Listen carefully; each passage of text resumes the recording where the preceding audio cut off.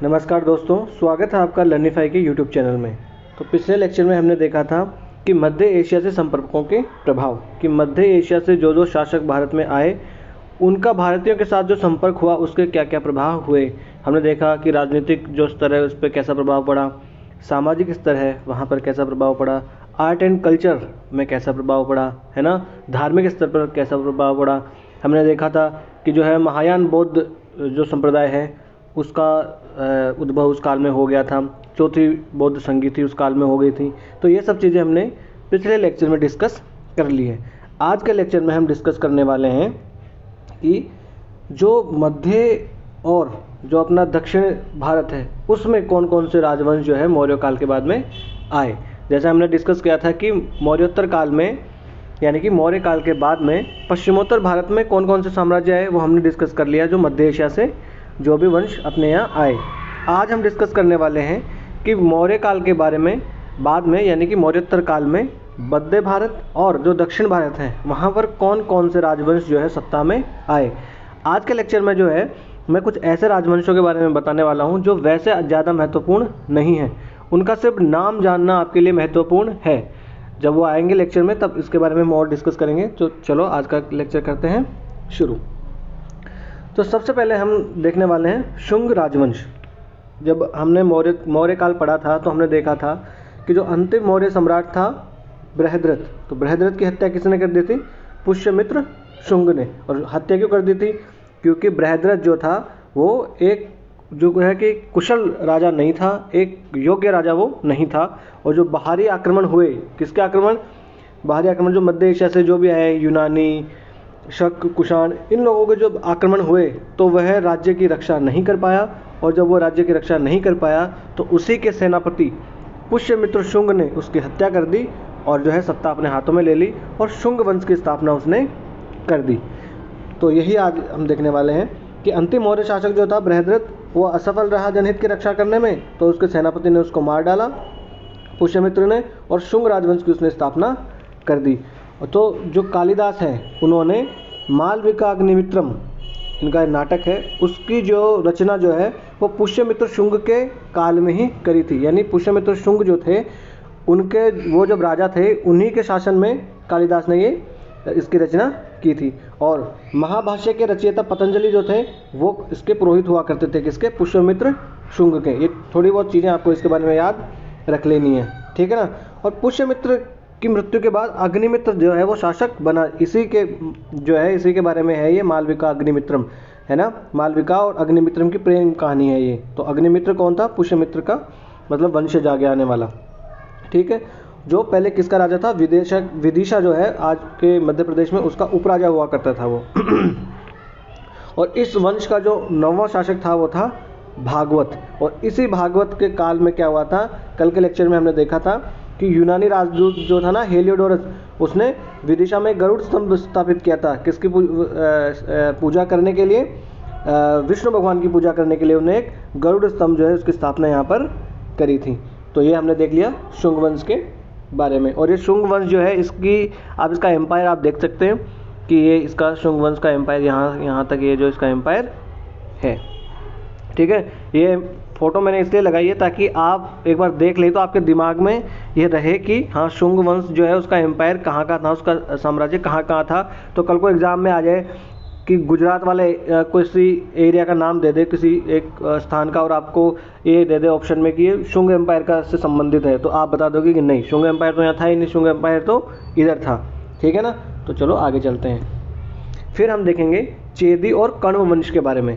इन वंशों को याद रखना इसलिए ज़रूरी है क्योंकि एग्ज़ाम में सवाल बन जाते हैं। कैसे सवाल बनते हैं कि मौर्य काल के बाद में, यानी मौर्य काल के बाद में और गुप्त काल तक के बीच में, यानी मौर्य काल से गुप्त काल के बीच में कौन कौन से राजवंश जो है भारत में सत्ता में आए, उनका आपको नाम दे देगा। चेदी दे देगा, कण्व वंश दे देगा, हर्ष वाला वंश दे देगा, राजपूत दे देगा, ऐसे कुछ न कुछ दे देगा, वो पल्लव दे देगा, कुछ ऐसे दे देगा। फिर आप कंफ्यूज हो जाओगे कि कौन सा पहले था, कौन सा गुप्तों के पहले था, कौन सा गुप्तों के बाद में था, कौन सा मौर्य के पहले था, कौन सा मौर्य के बाद में था। तो इसलिए ये राजवंशों के नाम आपको याद रखने। चेदी वंश जो है इसका एक महान राजा हुआ था जिसका नाम था खारवेल। और ये कहाँ का राजा था? ये कलिंग का। तो ये देख सकते हैं आप, ये जो कलिंगा डायनेस्टी है, इसका जो इसका स्थापनाकर्ता जो होता है चेदी वंश का, वो था मेघवाहन जो था ना, महामेघवाहन, वो इसका स्थापनाकर्ता होता है किसका, चेदी वंश का। तो इसकी आप जो है ये चेदी वंश जो है इसका साम्राज्य आप देख सकते हैं। ठीक है। खारवेल ने क्या, ये किस लिए महत्वपूर्ण है ये खारवेल और क्यों विख्यात है ये, क्योंकि खारवेल ने क्या बनाया था, उदयगिरी की जो पहाड़ियाँ हैं, उदयगिरी की पहाड़ियाँ हैं उड़ीसा में, वहाँ पर हाथी गुम्फा अभिलेख जो है इसने खुदवाया था। और वो हाथी गुम्फा अभिलेख जो है वो किससे संबंधित है, और ये अपना ये खारवेल जो है वो कौन सा धर्म को मानता था, ये मानता था जैन धर्म को। ठीक है ना। और ये हाथी गुम्फा जो गुफाएं हैं ये भी जैन धर्म से संबंधित ही है। ठीक है। फिर है अंतिम जो शुंग शासक था देवभूति, उस जो है कि एक दासी पुत्री से हत्या करवा देता है। कौन करवा देता है, वासुदेव। यानी अंतिम जो शुंग शासक हुआ था देवभूति, उसकी एक दासी पुत्री से हत्या करवा देता है वासुदेव, और कण्व वंश की स्थापना कर देता है। देखिए ये शुंग वंश वाले मौर्य जो वंश है उनकी हत्या करके शासन में आ गए, और इनको क्या किया, आगे आने वाले कण्व वंश वालों ने इनकी शासक की हत्या करके अपना वंश बना लिया। तो बस देखिए, आप देख सकते हैं ना कि अपने जो है बैकयार्ड में अगर आप सांप पालोगे तो ज़रूरी नहीं कि वो पड़ोसी को ही काटेगा, वो आपको भी काट सकता है। ये संस्कृति किसने बनाई, मारने वाली, मार के और राजा बनने वाली इन्होंने ही अपनाई थी, शुंगों ने। और शुंग फिर इनके साथ भी यही हुआ कि शुंग राजा को मार के और कण्व वंश जो है वो जो है अपने सत्ता में आ जाता है। तो ऐसा जो आज भी देश में जो माहौल चल रहा है ना, ऐसा फैसला ऑन द स्पॉट वाला, तो ये संस्कृति जो है ये गलत है। इसकी जो है वो एक गलत इसका एग्जाम्पल सेट होता है, फिर वही संस्कृति बन के रह जाती है। ठीक है। पुराणों के अनुसार जो कण्व है उन्होंने कितने वर्ष तक शासन किया था, 45 वर्ष तक इन्होंने शासन किया था कण्वों ने, मतलब ज़्यादा नहीं किया इन्होंने भी। देख लीजिए, अब अगर जो हिंसा के रास्ते से सत्ता में आए वो ज़्यादा दिन तक नहीं चल पाए। ठीक है। फिर है इक्ष्वाकु, नाग और वाकाटक वंश। ये राजा जो ये वंश जो है ना, आपको ये सिर्फ आपको वंश याद रख लेने हैं, और जो मैं आपको इंपॉर्टेंट चीज़ें बता रहा हूँ इतनी ही बस महत्वपूर्ण है, इससे ज़्यादा इनके बारे में याद रखने की आवश्यकता नहीं है। क्योंकि जो अगर आपको क्वेश्चन बन जाए कि कौन सा वंश कब था, आपको क्रोनोलॉजी में लगवाने के लिए, ऑर्डर में लगवाने के लिए अगर क्वेश्चन बन जाए तो उसको आप सॉल्व कर सको। ठीक है। इक्ष्वाकु वंश जो थे वो कौन थे, वो सातवाहनों के सामंत हुआ करते थे, और ये सातवाहनों के बाद में ही सत्ता में आते हैं, है ना। वो भी जो भगवान राम है वो भी इक्ष्वाकु वंश से ही थे ना। हाँ, तो इक्ष्वाकु वंश, ये वैसे भगवान राम वाला वंश नहीं है ये। इस वंश का संस्थापक कौन था, श्री शांतमूल जो था वो इस वंश का संस्थापक हुआ करता था। और ये शासन कहाँ करते थे, कृष्णा गुंटूर का जो क्षेत्र है वहाँ पर ये शासन किया करते थे। कौन, इक्ष्वाकु वाले। ठीक है। तृतीय शताब्दी के बाद इनका राज्य जो है वो कांची के पल्लवों के अधिकार में चला गया। यानी ये इक्ष्वाकु जो थे, ये देखिए आप यहाँ पर ये इक्ष्वाकु है, और बाद में क्या हो जाता है कि जो पल्लव लोग हैं ये इनके राज्य को हड़प लेते हैं। ठीक है। तो ये हो गया इक्ष्वाकु वंश। थोड़ी थोड़ी चीज़ें बस याद रखनी है इनके बारे में, ज़्यादा याद नहीं रखना है। ठीक है। फिर आ जाता है नागवंश। अब देखिए, अपने जो साहित्य हैं, अपना जो इतिहास है, वहाँ पर जो भी चीज़ें हैं ना वो सांकेतिक रूप से ज़्यादा इस्तेमाल की गई है। जैसे नाग, जैसे रामायण अगर आप देखते हो तो उसमें भी आता है ना कि नाग, गंधर्व, वानर, ये सब चीज़ें, तो वो सांकेतिक है। नाग मतलब वो सांप वाला नाग नहीं है, मतलब नाग वंश जो है वो है इंसानी, वो वैसे सांप नहीं है। वो कुछ विशेष कारण की वजह से उनको नाग बोला जाता था, क्योंकि ये जो है शिवलिंग जो है उसको ये धारण किया करते थे, या तो अपने सर पे या अपने शरीर पे ये शिवलिंग को धारण किया करते थे, तो ये नागवंश हो जाता है। ये वैसे जनजातीय लोग हुआ करते थे, वहीं से ये नागवंश आया। तो नागवंश का उदय कहाँ हुआ, मध्य भारत और उत्तर प्रदेश के भूभागों में नागवंश का उदय अपने यहाँ हो गया। ठीक है। और समुद्रगुप्त ने आर्यावर्त के जो बहुत से राजाओं का उन्मूलन किया था ना, तो उनमें से नागवंशी भी हुआ करते थे। और बाद में क्या हो गया था कि समुद्रगुप्त और नागवंशी ये जो लोग थे उनका जो है वैवाहिक संबंध भी हो गया था। जो समुद्रगुप्त हैं, जिनको भारत का नेपोलियन कहा जाता है, जब गुप्त साम्राज्य में पढ़ेंगे तो और भी इनके बारे में जानेंगे। तो जो समुद्रगुप्त है उनका जो है ये नागवंश जो है, इनकी एक राजकुमारी से विवाह भी होता है। ठीक है। तो हमने देख लिया इक्ष्वाकु, नागवंश। अब आगे देख लेते हैं हम वाकाटक वंश। वाकाटक वंश जो है वो 3री से 6ठी शताब्दी के बीच में ये दक्षिण भारत में राज करने वाला वंश माना जाता है, और ये बड़ा ही श्रेष्ठ वंश माना जाता है अगर देखा जाए, मतलब शक्तिशाली वंश था उस काल में। इनके पूर्वज जो थे वो सातवाहनों के अधीन जो थे, स्थानीय शासक हुआ करते थे। कहाँ के? बरार के। बरार के स्थानीय, ये सामंत के जैसे हुआ करते थे सातवाहनों के काल में। देखिए सातवाहनों के काल में इक्ष्वाकु भी उनके सामंत थे, और कौन? वाकाटक जो थे वो भी सातवाहनों के अंतर्गत ही, ये उनके अंडर में ही ये आया करते थे। फिर क्या हुआ? वाकाटक वंश का संस्थापक हो गया एक आदमी, कौन? विंध्य शक्ति। विंध्य शक्ति ने अपने तलवार के दम पर अपना खुद का साम्राज्य बना लिया। और इस वंश के आपको कुछ राजाओं के नाम याद रखने हैं, क्योंकि अगर ये मैच करवाने के लिए आ जाए या डायरेक्ट ना आए तो इनडायरेक्ट तौर से आपको कंफ्यूज कराने के लिए ये दे देगा। तो आपको राजाओं के नाम याद रखने हैं। प्रवरसेन, रुद्रसेन प्रथम, पृथ्वीसेन प्रथम, रुद्रसेन द्वितीय, प्रवरसेन द्वितीय, पृथ्वीसेन द्वितीय आदि। ऐसे ही आपको राजाओं के नाम याद रखने हैं, क्योंकि ये जो सेन वाले हैं ना, प्रवरसेन, पृथ्वीसेन, रुद्रसेन, ये किससे संबंधित है? ये वाकाटक वंश से संबंधित ये राजा हैं। ठीक है। और वाकाटक जो शासक है वो उनको हिंदू धर्म का और ब्राह्मण कुल का इनको बताया जाता है। देखिए कि ये क्या है, वैसे सातवाहन जो है वो भी अपने आप को ब्राह्मण ही बताते हैं। मैंने जब डिस्कस कर रहे थे मौर्योत्तर काल, तब भी मैंने जब बताया था कि मौर्य के बाद में जो राजा जो आए, जो साम्राज्य अस्तित्व में आए, उनके शासक अपने आप को क्या कहा करते थे? ब्राह्मण कहा करते थे, है ना। तो वाकाटक जो है वो भी अपने आप को हिंदू बताते हैं और ब्राह्मण कुल का बताते हैं। ठीक है। जो प्रवरसेन द्वितीय जो है, उनके संरक्षण में ही कालिदास ने मेघदूतम नामक जो ग्रंथ है उसकी रचना की थी। और जो प्रवरसेन द्वितीय है उसकी हेल्प भी करी थी सेतुबंध लिखने में। सेतुबंध भी एक ग्रंथ है जो किसने लिखा था? प्रवरसेन द्वितीय ने। ये प्रवचन द्वितीय हो गया, ये प्रवरसेन द्वितीय है। तो प्रवरसेन द्वितीय है, उनको सेतुबंध लिखने में भी सहायता किसने करी थी? कालिदास ने। और उन्हीं की जो शासनकाल में ही, उनके संरक्षण में ही कालिदास ने मेघदूतम जो है उसकी रचना की थी। मेघदूतम में क्या होता है कि एक कहानी है, एक वो कि बादलों के थ्रू वो संदेश भेजती है एक औरत अपने पति को, ऐसे कुछ इसमें कहानी है। ठीक है, आगे चलते हैं। फिर हम देख लेते हैं सातवाहन वंश। अब थोड़ा सा ज़्यादा आपको जानना पड़ेगा सातवाहन वंश के बारे में।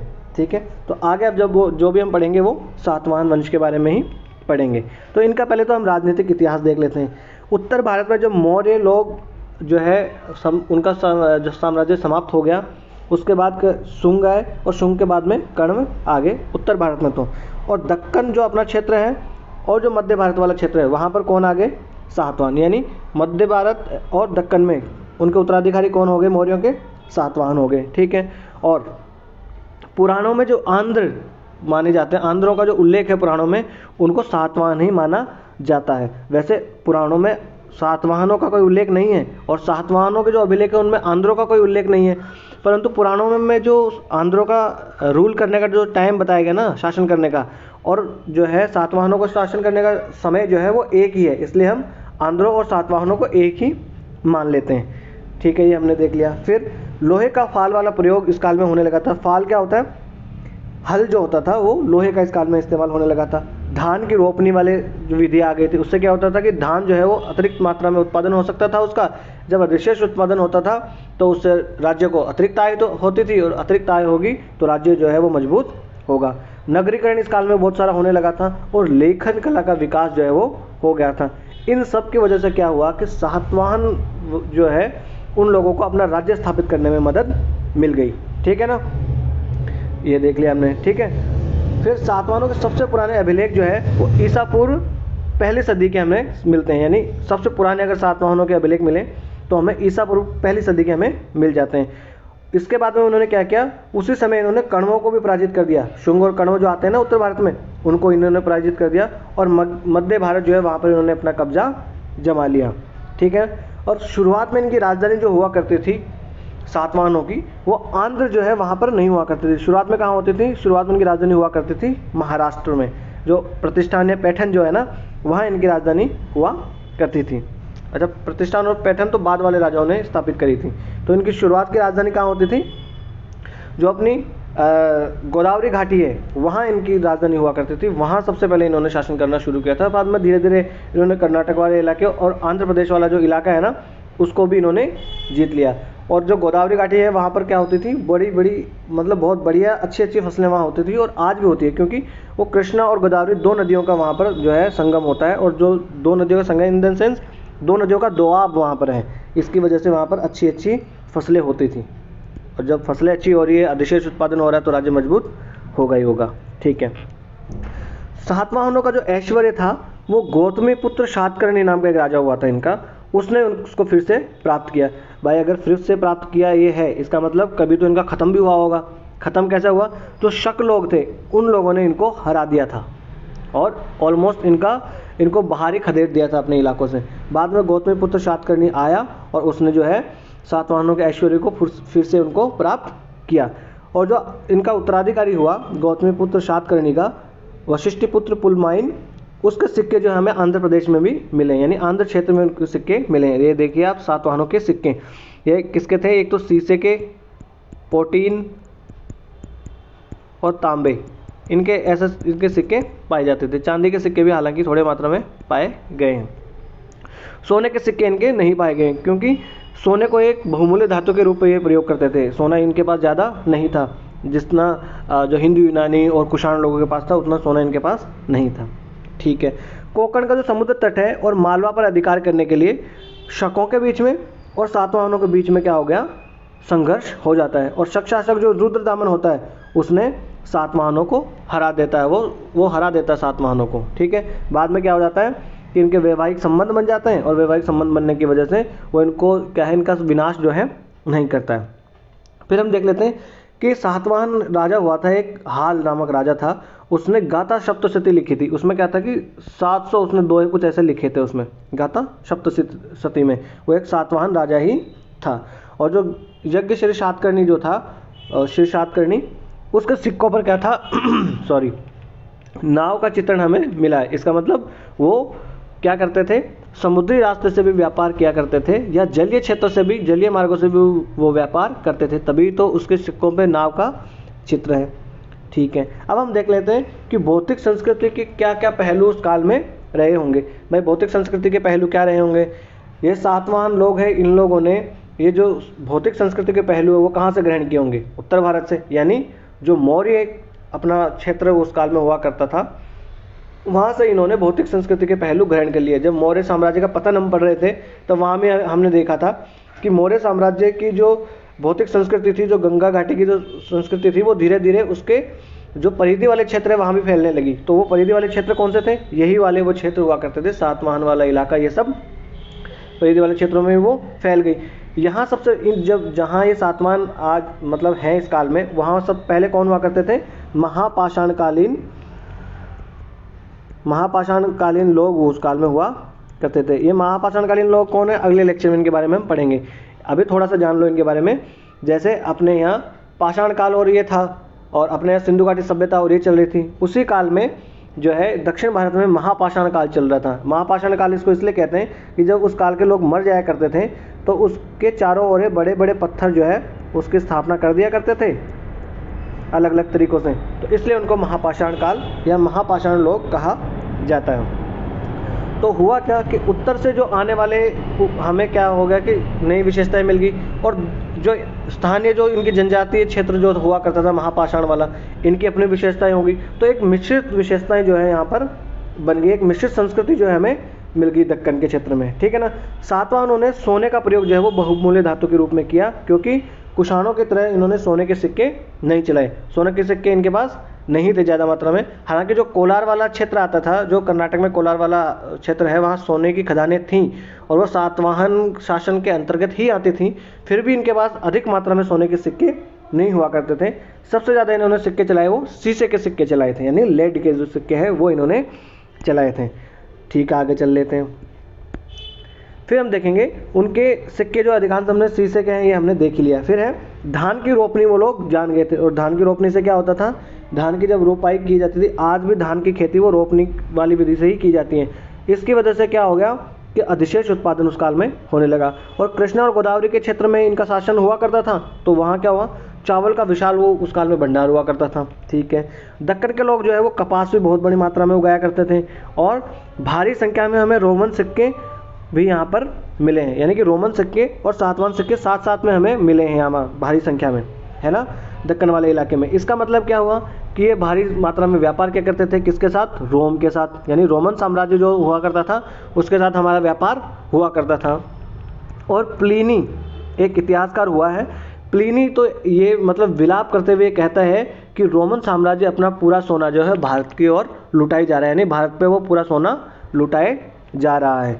जब वो इतना मतलब विलाप कर रहा है, इसका मतलब ये है, वो इतना लिख रहा है, इसका मतलब है कि हमारा अच्छा खासा व्यापार किसके साथ होता था, रोमन साम्राज्य के साथ अच्छा खासा व्यापार हमारे यहाँ हुआ करता था। और जब ये रोमन व्यापार जब समाप्त हो जाता है तब ये सातवाहन साम्राज्य भी समाप्त हो जाता है। ठीक है, फिर हम देख लेते हैं उस काल का सामाजिक संगठन किस प्रकार का हुआ करता था। तो सातवाहन जो है, ऐसा माना जाता है कि सातवाहन जो लोग थे वो क्या थे, दक्कन के किसी जनजाति के लोग ये हुआ करते थे। बाद में क्या हुआ, ये इनको ब्राह्मण बना लिया गया और ये मतलब समाज में प्रतिष्ठा पाने के लिए इन्होंने अपने आप को खुद को ही ब्राह्मण बता दिया, खुद ही कि हम ब्राह्मण हैं। ठीक है, फिर सातवाहनों के साथ जो शक लोग आए, उन लोगों ने अपने वैवाहिक संबंध बना लिए। हमने पढ़ा ना, शक रुद्रदामन ने सातवाहनों के साथ वैवाहिक संबंध बना लिया था जब युद्ध में हार जाते हैं ये सातवाहन।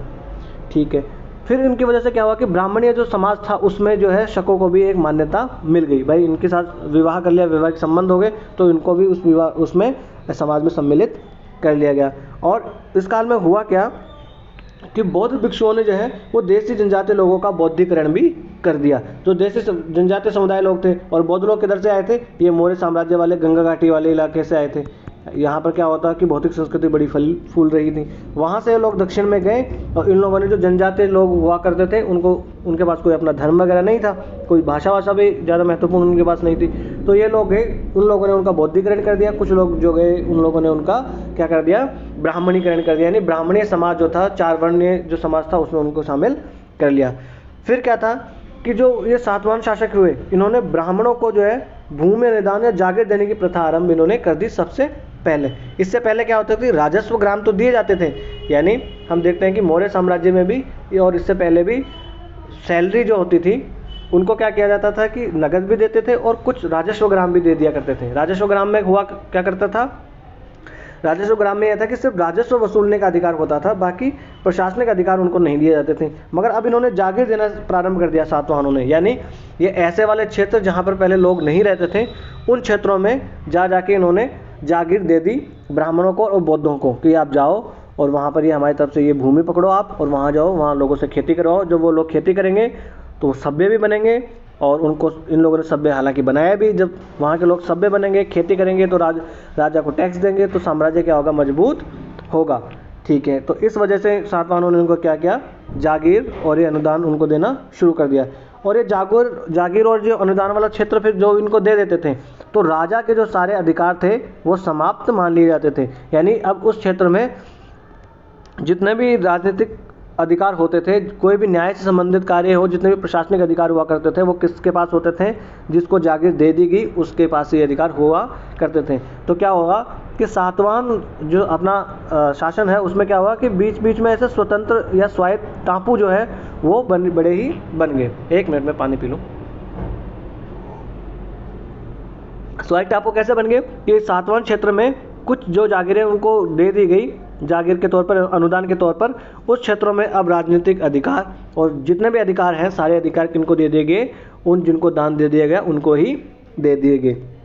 ठीक है, वाणिज्य और शिल्प में भी उस काल में बड़ी प्रगति हुई, और जो शिल्पी और जो ये वणिक वर्ग उस काल में था वो बड़ा ही समृद्ध था। और इन लोगों ने क्या किया, बौद्ध धर्म वालों को भी उदारतापूर्वक इन्होंने दान दिया, और उनके लिए बड़े ही इन्होंने स्मारक भी बनवा दिए, उनकी गुफाएं भी बनवा दी।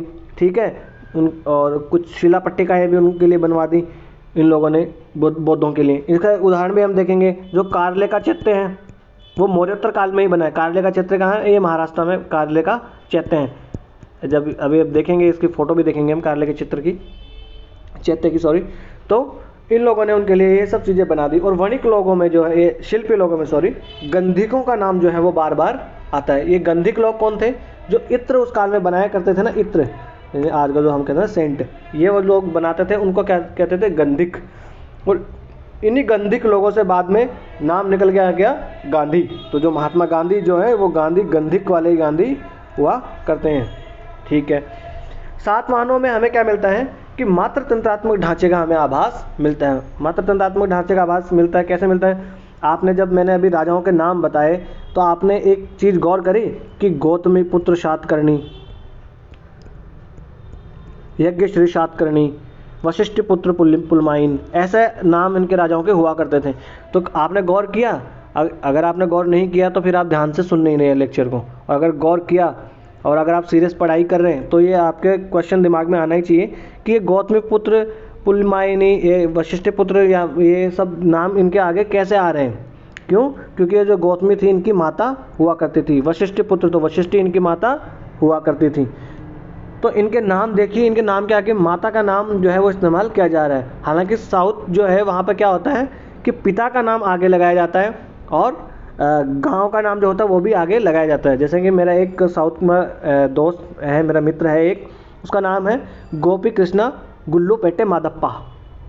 अब गोपी कृष्णा उसका नाम है खुद का, फिर गुल्लूपेटे जो है उसके गांव का नाम है, और मादप्पा जो है उसके पिताजी का नाम है। तो साउथ में ये, हालांकि ये ट्रेडिशन रहा है कि वो अब नाम के आगे जो है अपने पिता का नाम और गांव का नाम ऐसे इस्तेमाल किया करते थे, परंतु इन सातवाहनों ने क्या किया, इन्होंने अपने नाम के आगे माता का नाम आगे इन्होंने लगाया। इसका मतलब शायद ऐसा प्रतीत होता है कि ये मातृ तंत्रात्मक जो है वो समाज हुआ करता था। और इसमें क्या होता था कि रानियां जो थी उनका शासन करने के साक्ष्य भी हमें प्राप्त हुए हैं कि रानियां जो है वो रिजेंट के तौर पर शासन भी इन्होंने किया है।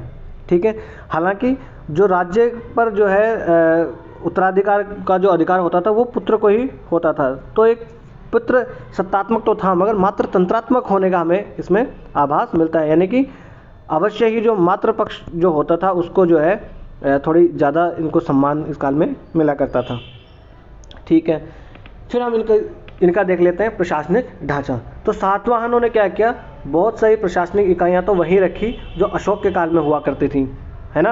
अशोक के काल में क्या हुआ करती थी, हमने देखा नहीं था कि केंद्र में राजा हुआ करता था, उसकी मंत्री परिषद होती थी। ठीक है, फिर केंद्र के नीचे जो प्रांत होते हैं, प्रांत में गवर्नर हुआ करता था, है ना, गवर्नर हुआ करता था। फिर उसके नीचे कौन होते थे, प्रदेष्टा होता था। फिर उसके नीचे समाहर्ता, फिर उसके नीचे गोप हुआ करता था। याद है कि नहीं है? याद रखना, भूल मत जाना।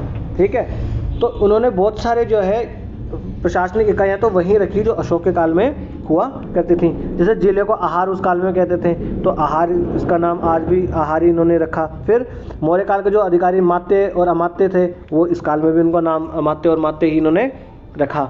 ठीक है, फिर सेनापति को प्रांत का गवर्नर बना दिया जाता था, यानी सेनापति को, यानी जो सैन्य शासन वाला, हमने कहाँ देखा था सैन्य शासन वाला, हमने तब भी देखा जब हम शक और कुषाण पढ़ रहे थे, उस काल में भी हमने देखा था ना, सैन्य शासन उन्होंने शुरू किया। क्यों शुरू किया? उन्होंने भी इसलिए शुरू किया था कि जब नए नए राजा बने तो यहाँ की जनता जो है वो ज़्यादा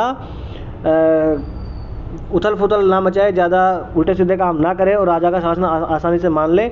इसलिए लठ हाथ में रखेंगे तो आसानी से जो है जनता मान जाएगी, है ना, वही कैरेट और स्टिक वाला वो तकनीक अपनाने वाला।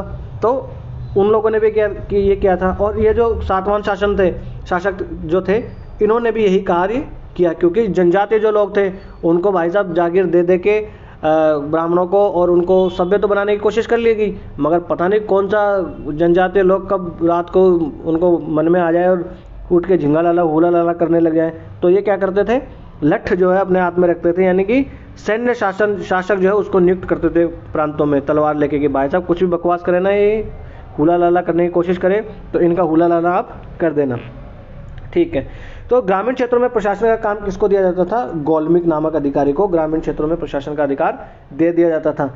अब आप सोच सकते हैं कि ग्रामीण क्षेत्रों में भी जो गौलमिक हुआ करता था प्रशासनिक अधिकारी, उसके पास भी 9 रथ, 9 हाथी, 25 घोड़े और 45 पैदल सैनिक हुआ करते थे। क्यों हुआ करते थे? आप सोच के देख सकते हैं, क्योंकि उन जनजातीय क्षेत्रों में उन जनजातीय लोगों को कंट्रोल करने के लिए सैन्य ताकत का इस्तेमाल करना आवश्यक उस काल में हो गया था।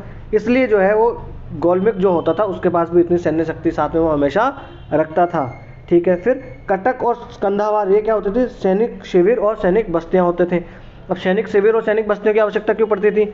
सेम वही कारण, क्योंकि जो नए नए लोगों को साम्राज्य में जो है शामिल किया गया है, नया नया उनको सभ्य बनाया गया है, वो कब असभ्य हो जाए उनकी इस बात की गारंटी नहीं ली जा सकती। तो है सेना जो है वो शांति के लिए वहाँ पर रखी जाती थी, है ना। फिर क्या हुआ? सातवां, उन्होंने ब्राह्मण और बौद्ध भिक्षुओं को करमुक्त ग्रामदान देने की प्रथा इन्होंने आरंभ कर दी, यानी कि जो ग्रामदान दे दिया उसका कर भी मुक्त है, उसके ज़्यादा अधिकार भी नहीं ब्राह्मण और बौद्ध लोगों के पास हुआ करते थे। ठीक है, ये मैं जो आपको बता रहा था कारलेखा चैत्य, ये जो है ये कारलेखा चैत्य है ये। अच्छा, मैंने जब जब हम पढ़ रहे थे बौद्ध और जैन धर्म वाला काल पढ़ रहे थे, तब मैंने चैत्य और विहार के बारे में अंतर बताए थे आपको याद है चैत्य और विहार के बारे में? बताइए जल्दी, अपने दिमाग में सोच लीजिए आप। चैत्य क्या हुआ करते थे? चैत्य हुआ करते थे पूजा के स्थल जो होते थे, यानी बौद्ध भिक्षु जहाँ पूजा करते थे, जहाँ बौद्ध भिक्षु पूजा करते थे वो होते थे चैत्य। और विहार यानी जहाँ बारिश के काल में जब वर्षा हुआ करते थे, उस काल में ये जो है अपना धर्म प्रचार का कार्य छोड़ के उस जहाँ रहते थे वो क्या होते थे? विहार होते थे। और ये कार्यालय का चैत्य आप देख सकते हैं कितना बड़ा उस काल में बनाया हुआ है। किसने बनवा के दिया होगा ये कार्यालय का चैत्य? ये वहीं बड़े बड़े जो शिल्पी और वणिक लोग हुआ करते थे, उन लोगों ने, राजाओं ने सब उनको बना के दिया था। अब हम सातवाहन काल का जो है वंश का और उस काल का धर्म देख लेते हैं। सातवाहन जो है अपने आप को क्या बताते हैं? ब्राह्मण वो बताते हैं कि हम जो है वो ब्राह्मण हैं। वो ब्राह्मण क्यों बताते थे अपने आप को? वो इसलिए बताते थे कि समाज में जो है वो प्रतिष्ठा पाई जा सके और एक स्वीकृति जनता से प्राप्त की जा सके। बल्कि जो सातवाहन राजा है उन्होंने तो ये भी कहा है कि जो समाज, जो चतुर्वर्ण्य समाज है, यानी 4 वर्णों वाला जो समाज है, उसमें अव्यवस्था उत्पन्न हो गई थी और हम लोगों ने आके उस व्यवस्था को फिर से कायम किया है और जनता जो है उसको वर्ण संकर होने से बचाया हमने है। और वर्ण संकर होने का मतलब क्या है? क्योंकि बाहर के जो लोग राजा अपने यहाँ आ रहे थे, जैसे शक, कुषाण, हिंदू, यूनानी, पहलव, वो लोग जब भारतीय संस्कृति में आके मिल रहे थे, भारतीय समाज में मिल रहे थे, तो उसकी वजह से वर्ण संकर उत्पन्न हो रहा था। तो हम लोगों ने जो है इन लोगों को हरा के और वर्ण संकर होने से हमने रोका है और चतुर्वर्ण जो समाज है उसकी हमने फिर से व्यवस्था कायम की है। ये क्यों किया जाता होगा ऐसा? ताकि ये अपने आप को महान बता सकें। और सेम वही ये भी अपने आप को राजा का अवतार ही, सॉरी देवता का अवतार, यहाँ के राजा थे वो अपने आप को मानते थे कि हम भी देवता के अवतार हैं। तो ऐसा क्यों करते थे ये आपको पता ही है, पिछले लेक्चर में मैंने बताया ही है। फिर आंध्र प्रदेश में और आंध्र प्रदेश में जो नागार्जुनकोंडा और अमरावती है वो जो है सातवाहनों के शासन में और उनके उत्तराधिकारी जो इक्ष्वाकु हुए उनके काल में बौद्ध संस्कृति का महत्वपूर्ण केंद्र वो बन गए। कौन? नागार्जुनकोंडा और अमरावती सातवाहनों के काल में। और उनके जो उत्तराधिकारी हुए इक्ष्वाकु, जब मैंने आपको उस मैप में दिखाया था सातवाहनों का जो है साम्राज्य कहाँ था और इक्ष्वाकुओं का साम्राज्य कहाँ था, बताया था ना आपको? हाँ, तो वो याद रखना, आप मैप फिर से आप जाके देख लेना। तो वो वहाँ पर क्या हुआ था कि वो बौद्ध संस्कृति के महान केंद्र बन गए थे। नागार्जुनकोंडा, अमरावती, यहाँ पर तो बहुत सारे बौद्ध स्तूप भी उस काल में बनाए हुए हमें मिले हैं। ठीक है, फिर हम देख लेते हैं कि उस काल की वास्तुकला क्या थी। तो उस काल की वास्तुकला में क्या था? तो दक्कन का जो क्षेत्र है ना, वहाँ पर क्या था कि चट्टानों को काट कर अनेक चैत्य और विहार बनाए गए हैं। अब विहार और चैत्य क्या है, इनमें क्या अंतर है, मैंने आपको बता दिया है। और सबसे मशहूर चैत्य इनमें क्या है? कार्ले का चैत्य। ये जो आप देख सकते हैं, सॉरी चित्र, ये कार्ले का चैत्य ही है। और अमरावती और नागार्जुनकोंडा के स्तूप भी उस काल में मशहूर हुआ करते थे। और जो अमरावती का स्तूप है वो तो भित्ति प्रतिमाओं से भरा पड़ा है। अब भित्ति प्रतिमा क्या भला होती है? भित्ति प्रतिमा का मतलब होता है कि जो जैसे अपना मकान है, उसकी जो छत होती है, उस छत के ऊपर चित्रकारियाँ की होती है। आप पुरानी हवेली या पुराने महलों में कभी गए होंगे तो आपने देखा होगा कि उनकी दीवारों पे और उनकी जो छत है अंदर से देखें, उसके ऊपर भी अलग अलग प्रकार की चित्रकारियाँ करी गई है। उसको क्या कहते हैं? भित्ति चित्र कहते हैं। तो जो स्तूप है उसकी प्रतिमाओं, उसकी भित्ति प्रतिमाओं से ये भरा पड़ा है। और भित्ति प्रतिमाओं के अंदर से उसकी जो स्तूप है, जैसे स्तूप होता है, इस ऐसा बना हुआ एक स्तूप होता है, तो यहाँ जो इसके ये जो बनी हुई है भित्तियाँ, इनके ऊपर बहुत सारी चित्रकारियाँ इन्होंने कर रखी है।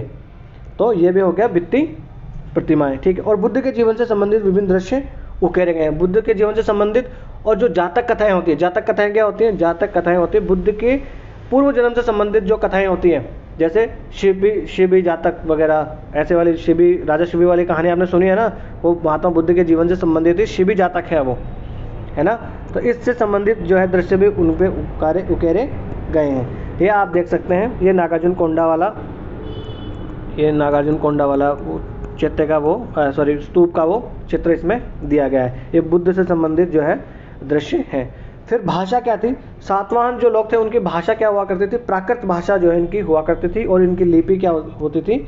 ब्राह्मी लिपि इनकी थी। और भाषा कौन सी थी? प्राकृत भाषा सातवाहनों की हुआ करती थी। तो आज के लेक्चर में हमने क्या क्या देख लिया?